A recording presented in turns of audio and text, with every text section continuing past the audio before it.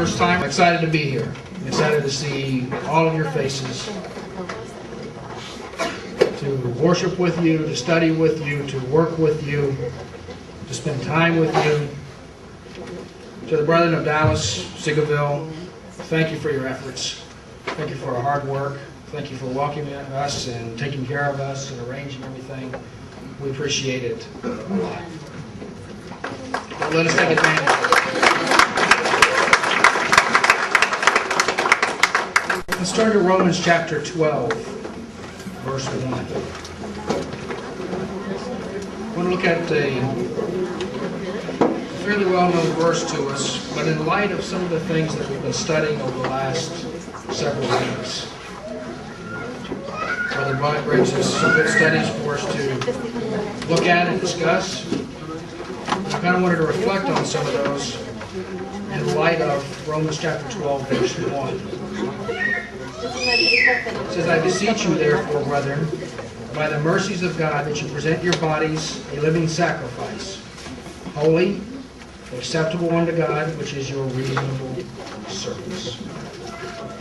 Last few weeks we've been talking about some of the things under the Levitical priesthood, some of the things under the Mosaic law.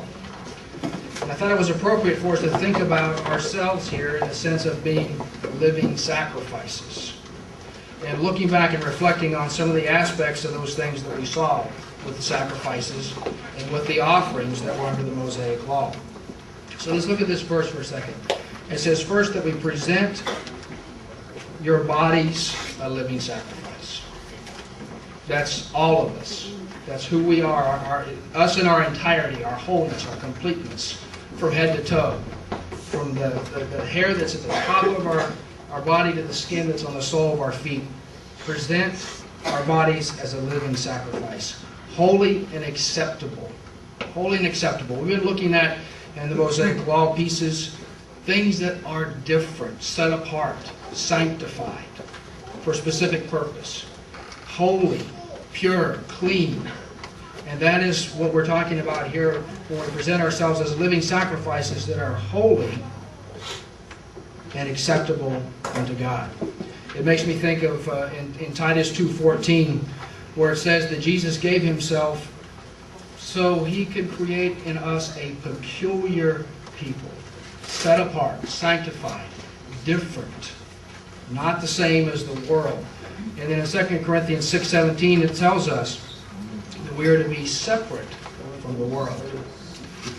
Over this morning at the church I saw a board hanging in the kitchen.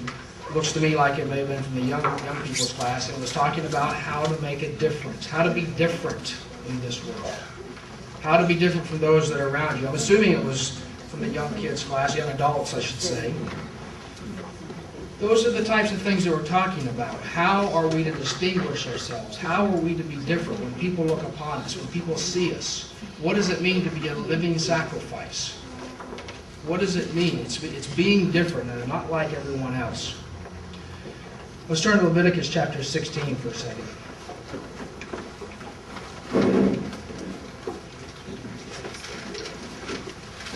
Let's start to look at some pieces of what we've looked at over the last few weeks in light of being living sacrifices ourselves.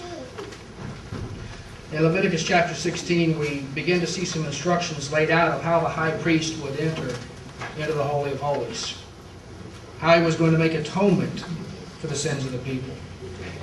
And when we look in verse 3, Leviticus 16:3, it says, Thus shall Aaron come into the holy place, with a young bullock for a sin offering, and a ram for a burnt offering. Verse 5 says, And he shall take of the congregation of the children of Israel 2 kids of the goats for a sin offering, and 1 ram for a burnt offering.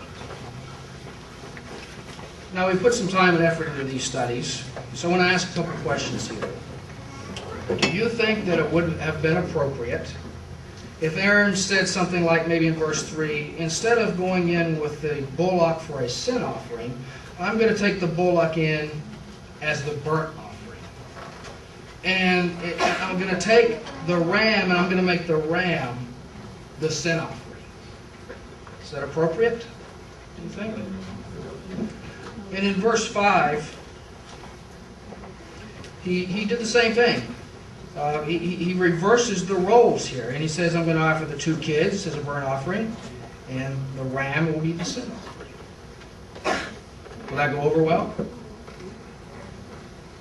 Is that what God said to do?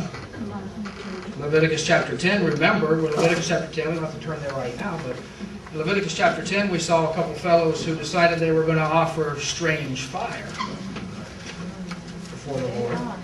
Something that God had not commanded, something that God did not instruct. And what happened to those 2 gentlemen? They were destroyed. When we think about these sacrifices, these offerings, they've got to be correct. They've got to be appropriate for the occasion. There's lots of instances of these sacrifices in the Mosaic Law. We can look at them, and there was intents and there were purposes, and there's a time and a place for all these different ones. Different types of animals, different types of meal that would be offered. But they had to be correct and they had to be appropriate for the specific occasion that they were looking at. They had to be prepared correctly. They had to be set up correctly. They had to be offered correctly.